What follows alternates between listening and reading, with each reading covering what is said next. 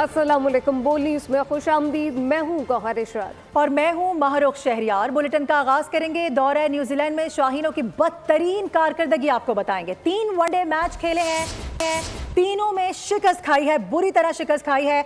Mount मॉन्गनोई में हारने के बाद व्हाइट वॉश मुकम्मल हो गया है। बारिश से मुतासिरा 42 ओवर्स तक महदूद किया गया मैच को, लेकिन न्यूजीलैंड ने पहले खेलते हुए जारिहाना अंदाज अपनाया और कम ओवर्स में ही पाकिस्तान को 265 रन का हदफ दिया। पाकिस्तान की जानिब से आकिब जावेद 4 विकेटों के साथ नुमाया रहे। हदफ के ताकुब में कौमी टीम 221 रन पर ही ढेर हो गई। बिल्कुल, हदफ भी कोई बड़ा नहीं था। दौरा न्यूजीलैंड में शाहीनों की बदतरीन कारकर्दगी। 3 वनडे मैच खेले, तीनों में शिकस्त खा ली, जबकि माउंट मॉन्गनोई में हार के बाद व्हाइट वॉश मुकम्मल हो गया। बारिश से मुतासरा 42 ओवर तक महदूद किया गया, जबकि न्यूजीलैंड ने पहले खेलते हुए जारिहाना अंदाज अपनाया और कम ओवर में पाकिस्तान को 265 रन का हदफ दिया। पाकिस्तान की जानिब से आकिब जावेद 4 विकेटों के साथ नुमाया रहे। हदफ के ताकुब में कौमी टीम 201 रन पर ढेर हुई। बाबर आजम एक बार फिर निस सेंचुरी बनाकर चलते बने। तफसीलात इस मुतालिक मजीद क्या है, मजीद गुफ्तगू क्रिकेट एक्सपर्ट फवाद मुस्तफ़ा हमारे साथ मौजूद हैं। फवाद, अब से इससे पहले भी हम यही गुफ्तगू कर रहे थे कि हदफ भी कोई बड़ा नहीं था, फिर भी पाकिस्तान टीम मुश्किलात का शिकार रही और शिकस्त से 2-4 हो गई। जी बिल्कुल, ये पहली बार तो नहीं हुआ। पूरी सीरीज में आप देखें जिस तरह से हम खेले हैं, पहले T20 सीरीज में देख लें, फिर वनडे सीरीज में, उसके बाद जब न्यूजीलैंड पाकिस्तान में आई थी, तो ये सूरत हाल वाज़ेह करती है कि हम इंटरनेशनल क्रिकेट में काफ़ी हद तक निचले दर्जे की टीमों में शुमार होने लगे हैं। और किसी बड़ी टीम के अगेंस्ट अगर हम खेलते हैं, स्पेशली तो न्यूजीलैंड की टीम बड़ी थी नहीं, ये तो कोई सेकंड और थर्ड लेवल की टीम थी, उससे भी हमारी ये सूरत हाल है। तो हमारी क्रिकेट अब इस सतह पे जा चुकी है जहां हमें बहुत ज़्यादा बैठ के सोचने की ज़रूरत है कि इसे कैसे बेहतर किया जा सकता है। अच्छा, ना हम होम ग्राउंड के रहे हैं, ना हम आउटफील्ड के रहे हैं, ना हम आउट ग्राउंड के रहे हैं, करें तो करें क्या? सब कुछ करके देख लिया है, कुछ भी काम नहीं आ रहा है। देखिए, अब वही चीज़ है ना, आपने जब सब कुछ करके देख लिया तो आपको सोचना पड़ेगा कि पहले तो ये एक्सेप्ट करना पड़ेगा कि आपकी क्रिकेट इस सतह पे आ चुकी है। तो जब आप इसको एक्सेप्ट करेंगे तो फिर आपको कुछ इनकलाबी इकदाम उठाने पड़ेंगे। आपको बैठना पड़ेगा कि किस तरह से आप अपनी क्रिकेट को बेहतर करें। आपकी डोमेस्टिक क्रिकेट इंटरनेशनल क्रिकेट के हवाले से क्यों दूर है, या आप उस लेवल के क्रिकेटर्स क्यों नहीं पैदा कर पा रहे। तो ये ऐसे एकदम से बैठ के तो नहीं हो सकता। पहले तो ये एक्सेप्ट करना, ये जो हमारी छोटी छोटी खुशियां होती थी या कोशिशें होती थी कि हम किसी की टूर्नामेंट के सेमीफाइनल में पहुंच गए, किसी बड़ी टीम को एक मैच हरा दिया, तो वो तो कोई भी टीम कर देती है ना। लेकिन मसला सारा शुरू हुआ था कि जब आप जिम्बाब्वे से हारने लगे, आप अफगानिस्तान से हारने लगे, तो उस वक्त ही शायद हम इस चीज़ को रियलाइज कर जाते, तो हम समझ जाते। बट हम ने उस चीज़ को उस वक्त सीरियसली नहीं लिया। फिर हमें मैच विनर्स की बहुत ज़रूरत है। हमारी इंडिविजुअल परफॉर्मेंसेज हो रही हैं, हर लड़का अपनी परफॉर्मेंस कर रहा है, बट एज अ टीम हम डिलीवर नहीं कर रहे, और वो मैच विनर्स नहीं है। मैच विनर होना बहुत ज़रूरी है। बिल्कुल, मैच विनर होना बहुत ज़रूरी है। और फवाद, आप कह रहे हैं कि हर खिलाड़ी जो है वो अपनी परफॉर्मेंस दे रहा है और ग्रास लेवल पे हमें सोचने की और बड़े इकदाम करने की ज़रूरत है। ठीक है, लेकिन अभी हमने देखा बाबर आजम एक बार फिर 50 रन की ज़ाती इनिंग खेलकर टीम के काम नहीं आ सके। देखिए, बात मैं बाबर का नाम नहीं लूंगा, किसी भी प्लेयर का। हम एक सतह पे प्लेयर को ले आते हैं ना। हम कंपैरिजन कर रहे थे बाबर का जहीर अब्बास से, जावेद मियांदाद से, सलीम मलिक से, यूसुफ से, इंजमाम से, यूनुस से। आप जरा मुकाबला तो करें कि वो जो क्रिकेट खेले हैं और वो जो जहां पाकिस्तान के लिए क्या कुछ किया है उन्होंने, कितने मैचेस जिताए हैं। तो वो सबसे इम्पोर्टेंट ये है कि हम जब किसी को भी उस सतह पे लेके आए ना, हम ये जरूर सोच लें कि उसने कितने मैचेस जिताए हैं। इंडिविजुअल परफॉर्मेंस का कोई फायदा नहीं है कि अगर आप मैच नहीं जिताते, तो हम प्लेयर को उस लेवल पे तो ले जाते हैं, बट होता ये है कि वो सत्ता का प्लेयर है नहीं। अभी तो वो खेल रहा है। वो जब अपना क्रिकेट का इख्तिताम करेगा तब मवाजना बनेगा। तब अफसोस यही है कि आपका अगर टॉप परफॉर्मर है, वो परफॉर्म तो कर रहा है, रन भी कर रहा है, बट उस रन से अगर आपका मुल्क नहीं जीत रहा, तो फिर उसकी कितनी तारीफ बनेगी। सही। अच्छा, हम हमेशा भारत के हवाले से गुफ्तगू करते हैं। विराट कोहली की अगर हम बात करें, वो अपने लिए भी खेलते हैं लेकिन अपने मुल्क के लिए भी खेलते हैं। आखिर तक वो खड़ा रहता है, वो मैच को जितवा के विनिंग पोजीशन पर आता है। लेकिन हमारे पास अनफॉर्चुनेटली शायद एक भी ऐसा प्लेयर नहीं है जिसका नाम मैं यहाँ कोट कर सकती हूँ। देखिए, उसकी वजह ये कि हमारे यहाँ कल्चर जो है ना, वो प्रमोट करता है अपनी ज़ात के लिए खेलने पर, बॉलिंग करने पे। क्योंकि हमारा सिलेक्शन जो होता है ना, इस चीज पे निचली सतह पे नहीं होता कि मैच विनर्स कितने हैं, मैच कितने जिताएं। हम कहते हैं जी जिसने सबसे ज्यादा रन किए वो सिलेक्ट होगा, जिसने सबसे ज्यादा आउट किए वो सिलेक्ट होगा। तो फिर आदमी कहता है कि जी मैं अपने लिए खेलूं ताकि जब मैं टॉप पे आ जाऊंगा तो मैं अंदर जाऊंगा, तो वो आपका मिजाज बनता चला जाता है। अगर शुरू सतह पे आप इस तरह से सिलेक्शन करें कि जी ये लड़का रन तो इसने कम किए लेकिन मैच इसने 2-3 जिताए थे, तो उससे फिर आपको फर्क सही वो पता मिजाज चलना बन शुरू जाता होगा। है जो कि अब लम्हा फिक्रिया बन चुका है। फवाद मुस्तफा क्रिकेट एक्सपर्ट हमारे साथ मौजूद है, आपका बहुत शुक्रिया। नय्यरुद्दीन क्रिकेट एक्सपर्ट भी हमें ज्वाइन कर चुके हैं। नय्यर साहब, सबसे पहले तो वक्त के लिए बहुत शुक्रिया। वही हुआ जिसका डर था, पाकिस्तान टीम शिकस्त से 2-4 हो गई, हदफ भी बड़ा नहीं था, कंडीशन भी साजगार थी। क्या समझते हैं कि न्यूजीलैंड ने ऐसा क्या चमत्कार कर दिया मैदान में कि जो इतनी अच्छी टीम है, कहा जाता है दुनिया में बड़े दावे तो करते हैं हम, तो खेल नहीं सक रही, वो मुस्तकिल नहीं खेल सक रही? देखें, सबसे पहले तो बॉल में आपने मुझे लिया उसका शुक्रिया, मेरे लिए बड़ा एजाज है।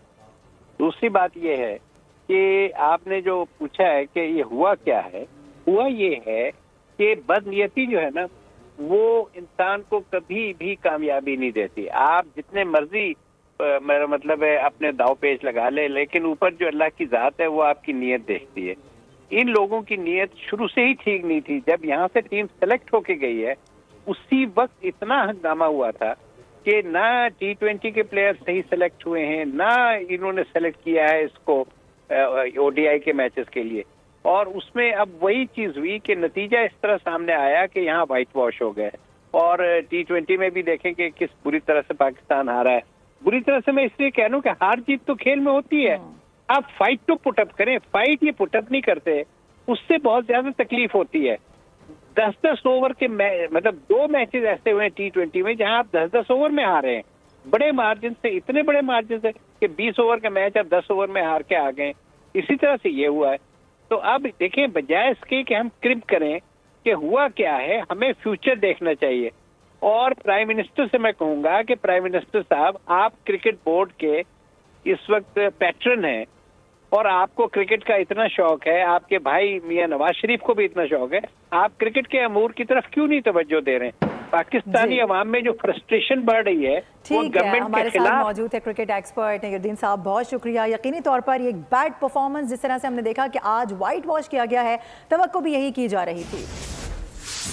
इतनी बुरी परफॉर्मेंस, जाहिर है शायकीन क्रिकेट फट पड़े हैं, दिल की भड़ास निकाल रहे हैं। दिखाते हैं आपको।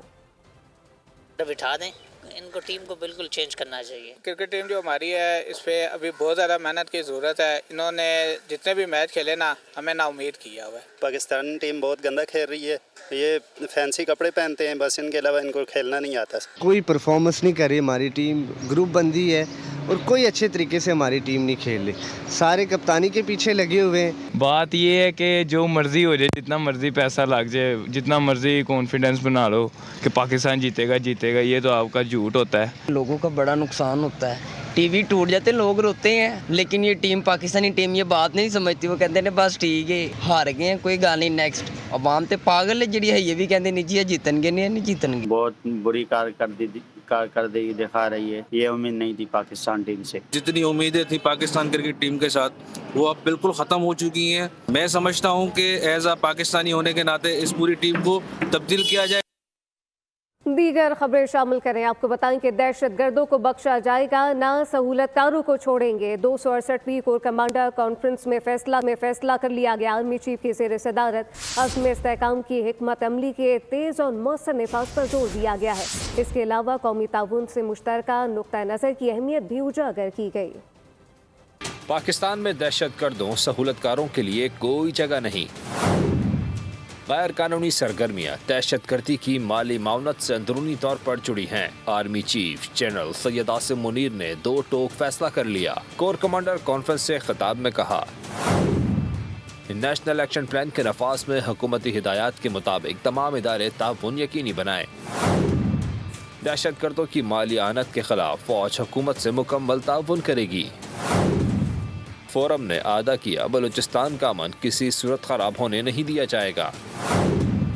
तमाम मुल्की और गैर मुल्की अनासर बेनकाब हो चुके हैं, ऐसे अनासर के लिए माफी की गुंजाइश नहीं। ISPR के मुताबिक कोर कमांडर्स कॉन्फ्रेंस में जियो स्ट्रेटेजिक सूरत हाल और नेशनल सिक्योरिटी चैलेंजेस का जायजा लिया गया। मकबूजा कश्मीर में इंसानी हकूक की खिलाफ वर्जियों और LOC पर इस्तेमालंगेज़ी पर तशवीश का इज़हार हुआ। फोरम ने फ़लस्तीन की अवाम की गैर मुतज़ल्ज़ल सिफारती, सियासी और अखलाकी हिमायत फराहम करने का अदा भी किया। वतन के लिए जाने कुर्बान करने वाले अहलकारों और शहरियों को खराजी अक़ीदत पेश किया और फतह ख्वानी भी की गई। और खबर यह भी है कि हुकूमत सरदार अख्तर मेंगल को दी गई ऑफर पर आज भी कायम है। तर्जुमान बलूचिस्तान हुकूमत शाहिद रिन ने कहा है कि सब जानते हैं कि जाफर एक्सप्रेस वाक़े के बाद धरने और मुजाहरे किए गए, रियासत मुखालिफ तकारीर की गई। मुजाहिरीन के 3 बड़े मुतालबात में से एक मुतालबा महरम की रिहाई का भी था। मार्च का जो मुतालबा था, सूबाई हुकूमत ने उस पर उनसे डायलॉग किया और डायलॉग के नतीजे में सूबाई हुकूमत ने कि शावानी स्टेडियम सरियाब रोड तक उन्हें आने की इजाज़त दी जाएगी, जिसे उन्होंने तस्लीम नहीं किया। वो इस बात पर बज़िद हैं कि उनका धरना रेड जोन में होगा। हुकूमत बलूचिस्तान अब भी अपनी उस ऑफ़र पर कायम है।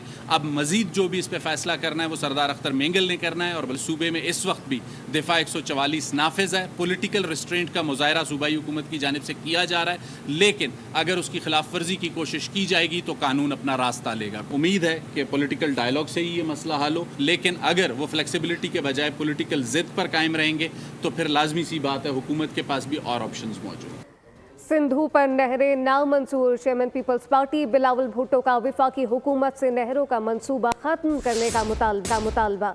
शहीद जुल्फ़िकार अली भुट्टो की बरसी की तकरीब से खिताब में कहा कि शहबाज शरीफ साहब, अवाम की आवाज़ सुने, ये अवाम का मुतालबा है। पीपल्स पार्टी आपके साथ नहीं, अवाम के साथ खड़ी होगी। पानी की मुनसिफाना तकसीम हमारा हक है। दरिया सिंध से एकतरफा तौर पर नहरें निकालने का मंसूबा बनाया गया। विफाक को नुकसान देने वाले फैसलों को वापस लिया जाएगा, जबकि हमेशा कहा कि दरिया सिंध पर नहरें मंजूर नहीं। हमारा मुतालबा है हुकूमत वक्त से, वजीर आजम से, शहबाज शरीफ साहब, ये अवाम का मुतालबा है। ये मेरी बात आप छोड़ दे। अगर ये अवाम का मुतालबा है कि नया कनाल नामंजूर है, पाकिस्तान पीपल्स पार्टी अवाम के साथ खड़ी होगी, आपके साथ खड़ी नहीं होगी। जो एकतरफा मंसूबा है, जिस तरीके से इस वक्त ये मंसूबा बनाया गया है, नया कनाल्स इंडस से निकालने का नुक्ता भी शामिल है। चाहते हैं कि हर वो पॉलिसी जिसकी वजह से वफाक को नुकसान हो रहा हो वो वापस लिया जाए। पानी की मुनसिफाना तकसीम हमारा हक है। आपने माजी में भी हर साजिश को नाकाम करवाया, आज भी इंशाअल्लाह ताला आप हर साजिश को नाकाम करवाएंगे। जबकि दूसरी जानिब खुशखबरियों की नवीद सुनाई जा रही है। वज़ीर इत्तलात पंजाब कहती हैं कि ये अवाम इंतज़ार करे, मज़ीद खुशखबरियाँ आ रही हैं। न्यूज़ कॉन्फ्रेंस में अज़मा बुखारी ने कहा है कि बिजली की कीमतों में कमी हुकूमत का अवाम के लिए बेहतरीन तोहफ़ा है। उन्होंने मज़ीद कहा कि चंद यूट्यूबर्स को पाकिस्तान की तरक्की और खुशहाली हज़म नहीं हो रही। जो है वो अग्री करना आसान काम नहीं था जब हम उनके प्रोग्राम के अंदर मौजूद हैं। और अल्लाह करे अगली खुशखबरी जो है, एक और खुशखबरी आने वाली है कुछ दिनों में, वो भी प्राइम मिनिस्टर साहब आपके साथ शेयर करेंगे। और ये खुशखबरियों का सिलसिला इंशाअल्लाह ताला अब चलता रहेगा। पाकिस्तान के अंदर जो हमारे चैम्बर्स है, जो हमारा कारोबारी तबका है, उसने इसको सबको वेलकम किया है, सिवाय चंद यूट्यूबर हैं जिनको हमेशा पाकिस्तान और पाकिस्तान की आवाम की खुशी से तकलीफ़ होती है, या एक फसाद पार्टी है जिसको जो है वो पाकिस्तान का रिलीफ कभी भी अच्छा नहीं लगता। आपको बताएं कि वज़ीर आला खैबर पख्तूनख्वा अली अमीन गंडापुर एक बार फिर से हुकूमत को धमकाने लगे हैं। NFC अवार्ड के मामले पर सड़कों पर आने की धमकी दे दी। साथ ही कहा कि हर चीज़ में सियासत ना की जाए। कह रहा हूँ कि TOR बनाए ताकि अफगानिस्तान के साथ मुज़ाकरात किए जा सकें। अली अमीन गंडापुर एक बार फिर मिजाज जारियत से भरपूर हुकूमत को धमकाने लगे। कहा सूबे को NFC ना मिला तो सड़कों पर निकल आऊंगा। कहा जब वफाक में PTI थी तो मुल्क में अमन था।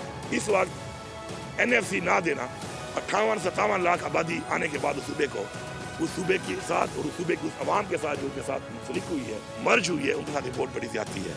मेरा आईनी हक है, इस आईनी हक के लिए फिर मैं निकलूंगा, पूरे सूबे की आवाम को भी लेके निकलूंगा। वज़ीर आलम ने यहीं बस नहीं कि लोगों को जाके बॉर्डर पे छोड़ दिया गया बेसर सामानी की हालत में, बच्चों को, खवातीन को, बुजुर्गों को। लेकिन हमारे सूबे में हमने कैंप लगा लिए हैं। हमारे सूबे में वॉलंटियर बुनियाद पर जो जाना चाहता है हम उसको फैसिलिटेट करेंगे। सूबे के आला वजीर ने कहा, हम कैंप लगाएंगे, जो रज़ाकाराना तौर पर जाना चाहें उनको भिजवाएंगे। पाकिस्तान तहरीक इंसाफ रहनुमा असद कैसर ने अली अमीन के बयानात पर तहकीकात का मुतालबा कर दिया है। कहा कि अफगान शहरियों से मुतालिक वज़ीर आला का बयान पार्टी पॉलिसी के मुकम्मल मनाफी है। मरकज़ी क़यादत से मुतालबा करता हूँ कि वज़ीर आला खैबर पख्तूनख्वा के हालिया बयान की तहकीकात की जाए। मौजूदा हालात में ऐसी बातों से गुरेज करना मुल्क और बानी चेयरमैन के लिए ज़रूरी है। गैर ज़रूरी बयानात के ज़रिए पार्टी के अंदरूनी मामलात को बिगाड़ा ना जाए। हम वज़ीर आला के बयान का जवाब देने का हक महफूज रखते हैं। और अच्छी खबर यह है कि ईद की छुट्टियां भी स्टॉक मार्केट की कारकर्दगी पर असरअंदाज नहीं हो सकी हैं। पाकिस्तान स्टॉक एक्सचेंज में कारोबार भरपूर रहा। यह हफ्ता कैसा रहा, इस रिपोर्ट में आपको दिखाते हैं। ईद आई, छुट्टियां लाई, मगर कारोबारी सरगर्मियां मांद न पड़ी। तातीलात के बावजूद स्टॉक मार्केट में कारोबारी सरगर्मियां तेज रहीं। 100 इंडेक्स में 985 पॉइंट्स का इजाफा हुआ। इंडेक्स 0.85% इजाफे से 1,18,791 पर बंद हुआ। 100 इंडेक्स की हफ्तावार बुलंद तरीन सतह 1,20,796 रही। 100 इंडेक्स में हफ्तावार कम तरीन सतह 1,17,508 रही। हसस पसार में हफ्ते भर के दौरान 97 करोड़ शेयर्स के सौदे हुए। कारोबार की मालियत 63.7 अरब रुपए रही, जबकि मार्केट कैपिटलाइजेशन 101 अरब रुपए से बढ़कर 14,475 अरब रुपए हो गई। ईद उल फितर की तातीलात के बाद इस्लामाबाद के बाजारों की रौनक भी बहाल हो गई है। अशिया खुर्नोश की कीमतों में ईद के बाद क्या रुझान है, जानते हैं नुमाइंदा खुसूसी सलमान अली से। मैं इस वक्त मौजूद हूँ इस्लामाबाद के एक मार्केट में और आप देख सकते हैं कि यहाँ पर ईद की तातीलात के बाद एक तरफ तो सब्ज़ी और चिकन और गोश्त की फ़रोख्त में दोबारा जो रूटीन है वो देखने में आ रही है, लेकिन इसके साथ साथ कुछ रेट्स जो हैं उनकी अगर हम बात करें ख़ास तौर पर चिकन की, तो उसमें इजाफा देखने में आया है। जो कि ईद से पहले चिकन के रेट्स के अंदर इजाफा हुआ था वो आज भी बरकरार है और आज इस्लामाबाद में चिकन का रेट 850 से 850 रुपये किलो के करीब जो है वो मौजूद है। इस वक्त हम सब्ज़ी की एक दुकान पर मौजूद हैं, वहाँ पर दुकानदार से बात करते हैं, उनसे पूछते हैं कि सब्जियों के रेट के अंदर ईद के मुकाबले में कमी हुई है या इजाफा हुआ है। जी बताइएगा। जी सर, सब्जियों के रेट जो ईद की 2 दिन से तेज़ हुए हैं, उसके बाद वही कंट्रोल, पहले जो रेट था वही रेट चल रहा है, अभी से कोई इजाफा नहीं हुआ। जी जी बिल्कुल, आपने देखा जो दुकानदार हैं उनका कहना है कि ईद के बाद से सब्जियों के रेट जो है वो कंट्रोल हैं और इसके अंदर कोई इजाफा देखने में नहीं आया। आपको बताएं कराची का इलाका मवाज गोट, यहाँ पर खुले मैन होल में कम सुन बच्चा गिरकर जाम बहक हुआ था, जिसकी सीसीटीवी सामने आ चुकी है। बोल न्यूज़ को मौसूल हो गई है। ईद के तीसरे रोज़ 3 साल अब्दुर्रहमान गटर में गिरकर जाम बहक हुआ था। फुटेज में देखा जा सकता है कि बच्चा मैन होल की तरफ पहुँचते हुए किसी और जानिब देख रहा था। फुटेज में अतराफ में शहरियों को भी देखा जा सकता है, लेकिन बच्चे पर किसी ने ध्यान न दिया और कम सुन अब्दुर्रहमान खुले मैन होल में गिरकर जाम बहक हो गया। और अब आपको ये बताएं कि पाकिस्तान ने अफगानिस्तान में मोहले गैर कानूनी अमरीकी हथियारों के हुसूल और इस्तेमाल पर गहरी तशवीश का इजहार कर दिया है। टीटीपी और दीगर दहशतगर्द ग्रोहों के जरिए बताया जा रहा है कि उनके जेर कब्जा गैर कानूनी हथियारों के खिलाफ आलमी इकदाम का मुतालबा भी कर दिया गया है। पाकिस्तान को कलदम BLA मजीद ब्रिगेड के जरिए जदीद और मौलिक हथियारों के हुसूल और इस्तेमाल पर तशवीश है। अफगानिस्तान से पाकिस्तान में दहशतगर्दी और अमरीकी गैर कानूनी हथियारों का बेदरेग इस्तेमाल, पाकिस्तान ने फिर गहरी तशवीश जाहिर कर दी, आलमी एक्शन का मुतालबा कर दिया। अक़वाम मुत्तहिदा के सलामती कौंसिल इजलास से खिताब में पाकिस्तानी मिशन के कौंसलर आतिफ रज़ा ने कहा कि दहशतगर्दों के पास अफगानिस्तान में छोड़े गए अरबों डॉलर मालियत के हथियार हैं जो पाकिस्तान के शहरियों के खिलाफ इस्तेमाल हो रहे हैं। दहशतगर्द तंजीमों को हमारे मुखालिफ मुल्क से बैरूनी इमदाद और माली मुआवनत हासिल है। उन्होंने मुतालबा किया कि दहशतगर्द गिरोहों के जेर कब्जा गैर कानूनी हथियारों के खिलाफ आलमी एक्शन लिया जाए और दहशतगर्द गिरोहों की इन हथियारों तक रसाई को रोका जाए। अमेरिका में तैनात पाकिस्तानी सफ़ीर रिजवान सईद ने कहा कि अमेरिका की जानिब से पाकिस्तान की मसनूआत पर ही नहीं बल्कि कई ममालिक की मसनूआत पर टैरिफ आयद किया गया, लेकिन दोनों ममालिक के दरमियान मुस्बत बातचीत और रवैयों के जरिए उम्मीद है कि इस मामले का बेहतर हल निकल आएगा। वो ओक्लाहोमा में बोल के नुमाइंदे कामरान जिलानी से गुफ्तगू कर रहे थे। उनका कहना था कि पाकिस्तान के ट्रंप इंतज़ामिया के साथ ताल्लुकात अच्छे हैं, जिसका सबूत अमरीकी सदर की पहली तकरीर है जिसमें उन्होंने पाकिस्तान का शुक्रिया अदा किया था। टैरिफ सिर्फ पाकिस्तान पे तो आयद नहीं किया गया, ये जो नई अमरीकी इंतज़ामिया है और ख़ास सदर ट्रंप की एक ख्वाहिश है, एक पॉलिसी है कि इस मुल्क में ज़्यादा से ज़्यादा नौकरियां जो हैं उनकी गुंजाइश बनाई जाए, ज़्यादा से ज़्यादा मसनूआत जो हैं वो दुनिया भर में जो पैदा की जा रही हैं उनको अमेरिका लाया जाए और यहाँ पे उनकी पैदावार हो। तो उस सिलसिले में वो अमरीकी नुक्ता नज़र से दीगर ममालिक के साथ अपने तिजारती तवाज़ुन को ज़रा ज़्यादा उसमें जो ख़सारा है उनके नुक्ता नज़र से उसको मुतवाज़न करने के लिए ये इक़दाम किए गए हैं। उसमें पाकिस्तान भी ज़ाहिर है कि जैसा आपने बताया कि उस पर 30% जो है वो टैरिफ की बात की गई है। तो हम पहले भी थे और अब भी जो अमरीकी इंतज़ामिया है उससे राब्ते में है और हमें उम्मीद है कि गुफ्त व शनीद के ज़रिए, सिफारतकारी के ज़रिए, मस्बत रुझानात के ज़रिए, मस्बत रवैयों के ज़रिए और जो है वो मस्बत सोच के ज़रिए इन मामलात के ऊपर हम किसी अच्छे नतीजे पे पहुँचेंगे जो दोनों मुल्कों के लिए तिजारती तौर पर, मुआशी तौर। न्यूज़ बुलेटिन से फिलवक्त इतना ही। विजिट कीजिए bolnews.com और देखते रहिए बोल।